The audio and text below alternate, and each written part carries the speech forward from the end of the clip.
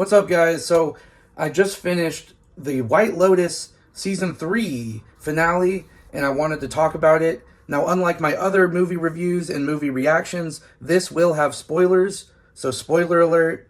I don't really know how else to talk about this without talking about the finale, especially since I just got through watching it. That's kind of mostly what I'll be talking about. So again, spoiler warning from here forward. All right, so I've seen the other two seasons. Each season starts with sort of like a hint at what's to come, and then the whole season is leading up to that crazy ass event. And this season really had me intrigued. You know, it starts off with Zion doing the meditation thing, and then all of a sudden we hear gunshots, and then the season begins, and we have no clue, you know, until the finale, what those gunshots were, what was happening, and all of that. It was also kind of weird that Zion is not even in the show until, like, the last few episodes, because the whole time I'm like, okay, I get it, he's Belinda, or whatever her name is, his son, but when the hell is he going to show up? I don't really get it. But regardless, I was still very intrigued throughout the whole season. I thought most of the storylines were very interesting. I didn't really care much for the three women or the security guard guys' storylines.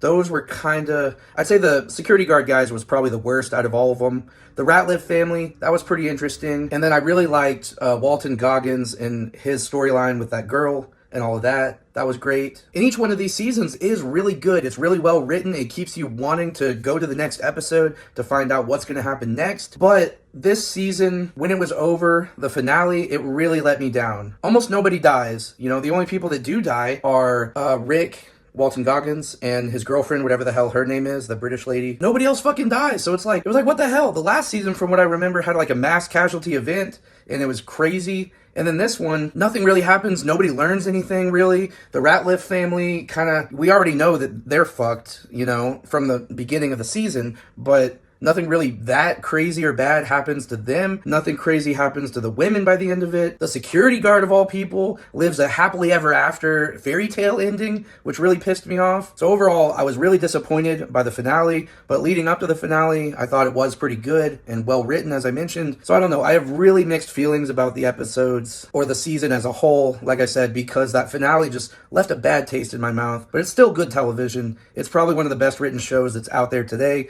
but I would recommend season 1 or 2 over this one. It's definitely the weaker of the three, but I do look forward to watching more if they create more. But that's all I have to say. Thank you for watching, and I'll see you guys in the next one.